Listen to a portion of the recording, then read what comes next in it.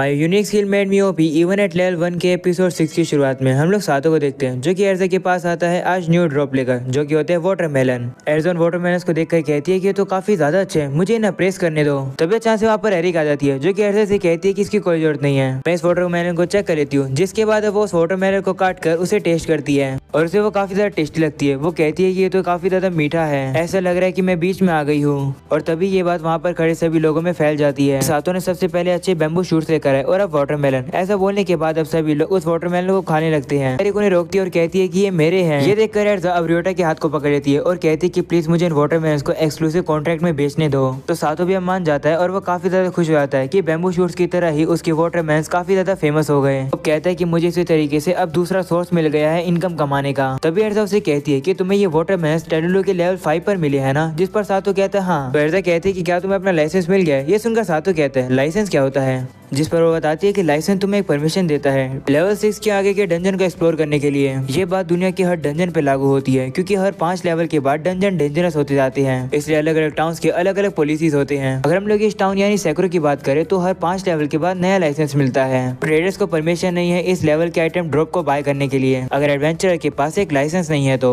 ये सुनकर सातों कहता है कि ये तो काफी अच्छी चीज है, इससे लोग अपने आप को डेंजर में नहीं डालेंगे वैल्यूएबल ड्रॉप्स को इकट्ठा करने में। एर्जा कहती है हाँ सही समझा, मैं रेकमेंड करती हूँ कि तुम भी जाकर एक लाइसेंस ले लो जिससे कि फ्यूचर में चीजें तुम्हारे लिए आसान रहे। और अगले सीन में हम लोग देखते हैं सातों एमिली को लेकर एक जगह पर आ जाता है जहाँ पर उसका लाइसेंस बनेगा। वो बंदा जाकर एक बंदे से कहता है कि क्या यही जगह है जहाँ पर मैं लाइसेंस बनवा सकता हूँ। तो वो बंदा कहता है हाँ, लेकिन तुम्हारा अचीवमेंट क्या है। ये सुनकर सातों याद करता है कि एर्जा ने उससे कहा था कि अगर वो लोग तुम्हारे अचीवमेंट के बारे में बात करे तो तुम्हें क्या कहना है। सातों उस बंदे से कहते हैं कि मैं रेगुलरली टेरुलो के लेवल 5 से वाटरमेलन लेकर आता हूँ। ये सुनकर वो बंदा काफी रूड तरीके से अब सातों को अपने साथ आने के लिए कहता है। तो वो लोग भी वहाँ पर जाते हैं जिसके बाद वो बंदा एक जगह पर एक मेलन को रख देता है और बताता है कि ये मेलन टेरुलो के लेवल 6 पे ड्रॉप हुआ है, मैं इसे स्टे में बदलूंगा और अगर तुमने उसे हरा दिया तो तुम पास हो जाओगे, लेकिन तैयार है ना, ये तुम्हारे लिए काफी ज्यादा डिफिकल्ट हो सकता है। जिस पर सातों कहते हैं कि मैं भी यही चाहता हूँ। और अब अगले सीन में हम लोग देखते हैं वो लोग उस मेलन को वहाँ पर रख देते हैं जिसकी वजह से वो एक स्ट्रे में बदल जाता है और वो स्ट्रे होता है एक स्टील स्लाइम। एमिली बताती है कि ये स्लाइम इतना ज्यादा हार्ड है कि इसके सामने तो ब्लेड भी यूजलेस है।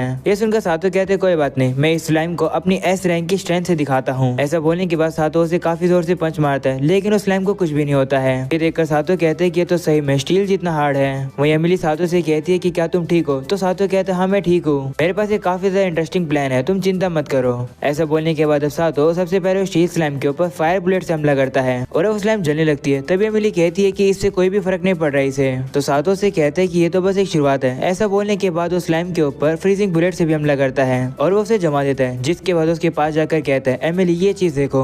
ऐसा बोलने के बाद सातों काफी आराम से उस स्लाइम के ऊपर हाथ मारता है जिसकी वजह से अब वो पूरी बर्फ टूट जाती है और उसके अंदर का स्लाइम भी टूट जाता है। ये देखकर वो लोग काफी शॉक हो जाते हैं। वहीं एमिली पूछती है कि तुमने ये कैसे किया। तो सातों कहते हैं कि टेम्परेचर डिफरेंस से सबसे पहले फायर बुलेट से हमला करके उसे फ्रीजिंग बुलेट से फ्रीज कर दो, ऐसा करने से मेटल कमजोर हो जाता है। ये सुनकर वो बंदा अब सातों का फैन हो जाता है और कहते हैं कि तुम तो काफी कमाल के हो, मैं तुम्हें अप्रूव करता हूँ लाइसेंस देने के लिए। और अगले सीन में हम लोग देखते हैं सातों को वो लाइसेंस मिल जाता है। वो बंदा सातों से कहता है कि मैं यहाँ पर 10 साल से काम कर रहा हूँ लेकिन मैं किसी से भी इतना ज्यादा इंप्रेस नहीं हुआ जितना मैं तुमसे हुआ हूँ। और ये सातों सोचने लगता है कि मुझे और ज्यादा इफेक्टिव चीज बनानी होगी, इसके लिए मुझे थोड़ी सी तैयारी करनी होगी। ऐसा बोलने के बाद अब सातों एमिली के कंधे पर हाथ रखता है और कहता है कि मुझे तुम्हारी हेल्प की जरूरत है।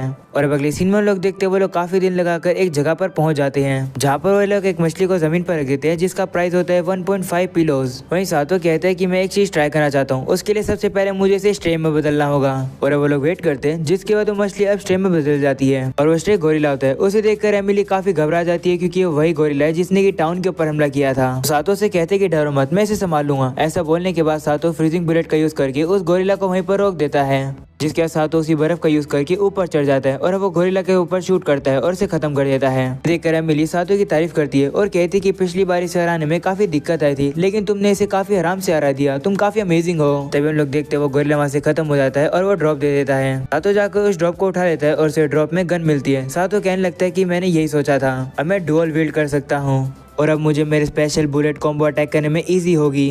वहीं एमिली घबरा जाती है और कहती है कि 2 गने की बारी में तुम इवल मत बन जाना। तो सातों कहते नहीं ऐसा नहीं होगा, तुम फालतू में ओवरथिंक करती हो। और अब अगले सीन में लोग देखते हैं सातों एर्जा के पास आता है जहाँ पर वो देखता है कि एर्जा थोड़ी दुखी होती है। वो उससे पूछता है कि तुम्हें क्या हुआ। तो एर्जा बताती है कि एक स्ट्राइक हो गई है, एडलवर्ड ग्रुप ने सिलिकॉन के लेवल 6 को ऑक्यूपाई कर लिया है और वो इकलौती जगह है जहाँ से राइस मिल सकते हैं। वो लोग कह रहे हैं कि अगर मैंने राइस के प्राइस नहीं बढ़ाए तो वो लोग मुझे और ज्यादा राइस नहीं बेचेंगे। ये सुनकर अब सातो सिलिकॉन डंजन के पास आ जाता है और वहाँ के इंचार्ज से इस बारे में बात करने की सोचता है। तभी सातो को वहाँ पर नेपच्यून मिलता है जो कि उससे कहते हैं कि तुम भी यहाँ पर एडल बर्ड की वजह से आए हो ना। तो सातो कहते हैं हाँ, और वो उससे पूछते हैं क्या तुम भी इसी वजह से यहाँ पर आए हो। जिस पर वो कहते हैं हाँ, मैं यहाँ पर रिक्वेस्ट पर आया हूँ। तो सातो अब उससे पूछता है कौन सी रिक्वेस्ट। जिस पर वो कहते हैं कि एडल बर्ड ने ये काफी बार कर लिया है, टाउन के लोगों का पेशेंस खत्म हो गया है, इसलिए हम नेपच्यून ग्रुप वाले उनका पीछा नहीं छुड़वाएंगे बल्कि हम लोग एडल बर्ड के ग्रुप को डिस्ट्रॉय कर देंगे। ये सुनकर सातो से कहते हैं कि क्या तुम इस चीज को मुझे हैंडल करने दोगे। मैं उन्हें डिस्ट्रॉय तो नहीं करूंगा लेकिन उनसे पीछा छुड़वा दूंगा। और अब अगले सीन में हम लोग एडल बर्ड के ग्रुप को देखते हैं जो कि आपस में बात कर रहे होते हैं। तभी यहाँ पर सातो आ जाता है उनसे लड़ने के लिए। सातो को देखकर अब वो लोग और ज्यादा बंदों को बुला लेते हैं, लेकिन वहीं पर सातो अपने दोनों गन से एक ही बारी में शूट करता है, जिसकी वजह से 2 बुलेट एक ही बारी में शूट होती है और एक साथ फ्यूज हो जाती है। वो बुलेट अब आगे जाती है जिसकी वजह से सभी लोग अब सो जाते हैं। ये देखकर सातो काफी रिलीफ फील करता है। तभी वहाँ पर नेपच्यून आ जाता है और वो देखकर सातो से पूछता है कि ये क्या था। तो सातो से बताते हैं कि ये तो हीलिंग बुलेट है जो कि चोटों को हील करती है, लेकिन अगर तुम 2 को एक साथ शूट करोगे तो वो स्लीप बुलेट बन जाएगी। सातो मन में कहते हैं कि ये है मेरी न्यू पोटेंशियल जो कि मुझे पता चली है जब मुझे दूसरी गन मिली थी। और हम लोग को पास्ट का सीन दिखाया जाता है जहाँ पर सातो सीख रहा होता है कि 2 गन को यूज कैसे किया जाता है। वो अब 2 तरीके की अलग बुलेट से हमला करता है जिसके बाद जो मॉन्स्टर होता है वो गायब हो जाता है एक तरीके से। ये देखकर एमिली कहती है कि ये तो कमाल का था, तुमने क्या किया। तो सातो बताते कि मैंने फ्रीजिंग और फायर बुलेट को एक ही साथ शूट किया, लगता है इससे एक इरेजिंग बुलेट बन गई। और अगले सीन में लोग देखते हैं सातो इसी तरीके से अलग अलग डिफरेंट कॉम्बिनेशंस को ट्राई करता है। सीन अब वापस से प्रेजेंट आता है जहाँ पर सातो नेपच्यून की मदद लेकर उन सभी गुंडों को बाहर ले आता है।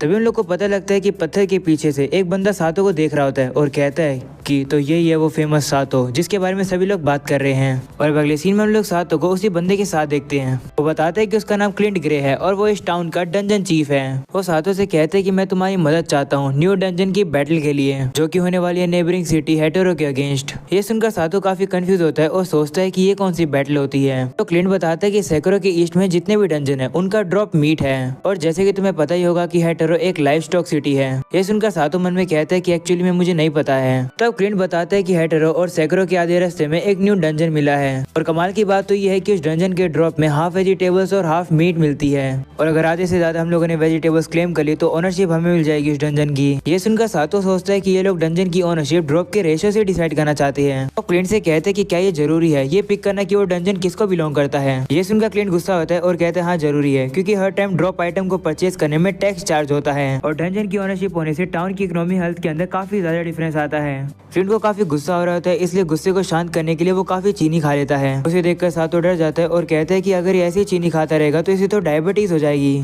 जिसका क्लिंट बताता है कि वेजिटेबल्स और मीट इक्वली ड्रॉप हो रहे हैं। हम लोग डंजन की ओनरशिप इसे डिसाइड करेंगे कि सबसे ज्यादा रेयर ड्रॉप किसे मिलेंगे, और क्योंकि तुम्हारी स्ट्रेंथ काफी ज्यादा अच्छी है और तुम्हारा हाई ड्रॉप रेट है, इसलिए मैं चाहता हूँ कि तुम मेरी हेल्प करो। तुम्हें ये काम फ्री में नहीं करना है, और अगर तुम हारते हो तो भी तुम्हें रिवॉर्ड मिलेगा। अगर तुम जीतते हो तो जितने भी आइटम तुम्हें ड्रॉप में मिलते हैं तुम उन्हें रख सकते हो टैक्स कटने के बाद। तो क्या तुम इस ऑफर को एक्सेप्ट करोगे। और अगले सीन में लोग देखते हैं सातो को जो कि बाहर आ जाता है। वो कहने लगता है कि मुझे काफी खुशी हो रही है ये देखकर कि लोग मुझ पर डिपेंड हो रहे हैं। सातो अब देखने लगता है कि उन्हें किन किन चीजों की जरूरत है, जैसे कि उसे अपनी गन की जरूरत है और साथ में स्पेशल बुलेट की जरूरत है। उसे लगने लगता है कि सातो बिल्कुल इसी तरीके से तैयार हो रहे हैं जैसे वो पिछली लाइफ में अपने बिजनेस ट्रिप के लिए तैयार हुआ करता था। बस फर्क इतना है कि अभी सातो के पास एमिली है। और अब अगले सीन में लोग देखते हैं सातो अब घर पर आकर एमिली को सारी बात बताता है। वो सुनकर एमिली काफी ज्यादा खुश होती है और सातो से कहती है कि ये तुम्हारे लिए काफी अच्छी अपॉर्चुनिटी है, तुम्हें जाना चाहिए, मैं यहाँ पर संभाल लूंगी सब कुछ। तो सातो अब उसे शर्माते हुए कहते हैं नहीं मैं चाहता हूँ कि तुम भी मेरे साथ चलो। तो एमिली कहती है लेकिन मैं तो वहाँ पर तुम्हारे कोई भी काम नहीं आऊंगी। इस पर सातो कहते हैं नहीं ऐसी बिल्कुल बात नहीं है, मैं चाहता हूँ कि तुम मेरे साथ आओ। ये सुनकर एमिली खुश हो जाती है और कहती है ठीक है मैं तुम्हारे साथ चलूंगी। तभी अचानक से वहाँ पर ईव आ जाती है जो कि सातो से कहती है कि अगर तुम चले जाओगे तो मेरी कैरेट्स का क्या होगा। तो सातो कहते हैं चिंता मत करो, जाने से पहले मैं तुम्हारे लिए काफी सारे कैरेट्स इकट्ठा करके जाऊंगा। और अब अगले सीन में लोग देखते हैं सातो और एमिली आ जाते हैं अपने ट्रिप पर। उन्हें कुछ भी नहीं दिख रहा होता है, लेकिन तभी अचानक से वहाँ पर एमिली एंजॉय करने लगती है और वो जमीन पर एक ड्रॉइंग बना देती है। उसे देखकर सातो कहते हैं कि ये तो काफी अच्छी ड्रॉइंग है, मैं भी ड्रॉइंग बनाता हूँ। ऐसा बोलने के बाद अब सातो भी ड्रॉइंग बना देता है, जिसके रात होने लगती है तो वो लोग वहाँ से चले जाते हैं। और अगले सीन में लोग देखते हैं रात हो जाती है जहाँ पर एमिली ने अपने बैग से एक टेंट निकाल दिया है। उसे देखकर सातो काफी शौक होता है और कहते हैं कि आखिरकार एमिली के बैकपैक में ये कैसे आ गया। तभी अमीलिया कहती है कि मेरी स्किल दिखाने का अब काम आ गया है, आप इतने जाकर पानी भर लाओ। तो सातो मान जाता है और वो पानी भरने के लिए चला जाता है, जिसके बाद वो टेंट के अंदर से कोई टूटने फूटने की आवाज सुनता है। और अब जब वो टेंट में वापस आता है वो ये देखकर हैरान हो जाता है और कहता है कि आखिरकार यहाँ पर इतना सारा सामान कैसे आया। अमीलिया कहती है कि मैं सारा सामान अपने बैकपैक के अंदर पैक करके लाई थी।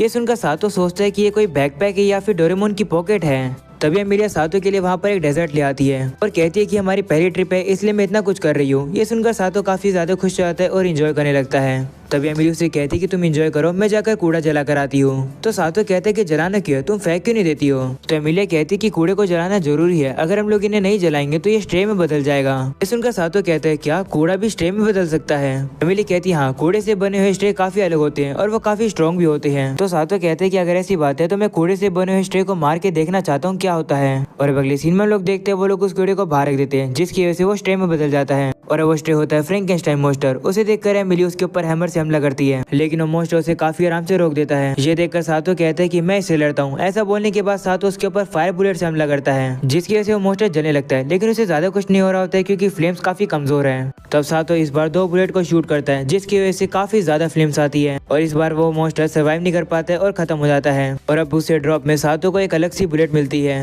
और अब अगली सुबह हम लोग सातो को देखते हैं जो कि स्लाइम से लड़ रहा होता है और अब वो इस बार उसी नई बुलेट से शूट करता है, लेकिन वो स्लाइम उस अटैक को डॉज कर देता है। लेकिन तभी अचानक से वो बुलेट अपनी डायरेक्शन वापस से चेंज करके उस स्लाइम को लग जाती है और उस स्लाइम को खत्म कर देती है। ये देखकर एमिली कहती है कि ये बुलेट तो वापस से कर्व होकर आ गई। तो सातो कहता है हाँ ये देखो ये कितनी कमाल की बुलेट है, मैं इसको नाम देता हूँ होमिंग बुलेट। ये देखकर एमिली कहती है कि सातो को एक और खतरनाक वेपन मिल गया। और अब अगले सीन में हम लोग देखते हैं वो लोग अपनी डेस्टिनेशन पर पहुंच जाते हैं, जो कि होती है सैलेन। वो लोग अब नोटिस करते हैं कि ये जगह तो काफी ज्यादा बिजी है, यहाँ पर काफी सारे लोग हैं। तभी सातो की नजर कचरे के एक काफी बड़े ढेर के ऊपर जाती है। उसे देखकर एमिली कहती है कि यहाँ पर काफी सारे लोग हैं, तो इतना सारा कूड़ा होना तो आम बात है। जिस पर सातो कहते हैं कि क्या कूड़े को इसी तरीके से छोड़ना सही है। जिस पर एमिली कहती है कि हाँ शायद से ये सेफ है, क्योंकि यहाँ पर काफी सारे लोग हैं, इसलिए ये स्ट्रे में नहीं बदल रहे हैं। तभी हम लोग एक लड़की को देखते हैं जो कि कूड़े के ढेर के पास आकर अपना फायर मैजिक यूज करके सभी कूड़े को जला देती है। उसे देखकर एमिली कहती है शायद से यही इंचार्ज है सारे कूड़े को गैदर करने की और उन्हें जलाने की। इसकी मैजिक पावर तो कितनी ज्यादा कमाल की है। जिसके वो लोग नोटिस करते हैं कि सामने भी एक और काफी बड़ा कूड़े का ढेर है। उसे देखकर सातो कहते हैं कि ये लड़की इतने ज्यादा कूड़े को नहीं जला सकती है, अगर वैसा करेगी तो उसकी हालत खराब हो जाएगी। तभी सातो उस लड़की की तरफ देखता है और उसे पता चलता है कि उस लड़की की आंखों के नीचे तो डार्क सर्कल आए हुए हैं, लेकिन फिर भी वो काम करने के लिए आगे जा रही होती है। ये देखकर सातो एमिली से कहता है कि हमें उसे रोकना होगा, क्योंकि इसे देखकर लगता है कि ये तो काफी ज्यादा ओवरवर्क करती है। मैं बिल्कुल इसी तरीके से अपने पिछली लाइफ में काम किया करता था। वो लोग अब जाकर उस लड़की को रोकने की कोशिश करते हैं और कहते हैं कि तुम्हें थोड़ा रेस्ट लेना चाहिए। जिस पर वो कहती है कि मैं चिंता करने के लिए शुक्रिया, लेकिन मैं रेस्ट नहीं ले सकती हूँ, मैं बिल्कुल ठीक हूँ। ऐसा बोलने के बाद अब वो काम करने लगती है और अब वो अपने मैजिक का वापस यूज करने वाली होती है, लेकिन तभी अचानक से वो रुक जाती है और वो मैजिक का यूज नहीं कर पाती है और वो इतनी ज्यादा थकी होती है कि वो बेहोश हो जाती है। ये देखकर सातो जल्दी से उसे पकड़ लेता है और उससे पूछते है कि क्या तुम ठीक हो, लेकिन वो लड़की बेहोश होती है, इसलिए कोई भी जवाब नहीं दे पाती है। और इसी के साथ हो जाता है ये एपिसोड यहीं पर खत्म। पसंद आया तो लाइक कर देना, चैनल पर नहीं हो तो सब्सक्राइब कर देना। मैं मिलूंगा आप लोगों से अगले एपिसोड में, तब तक के लिए पीस आउट।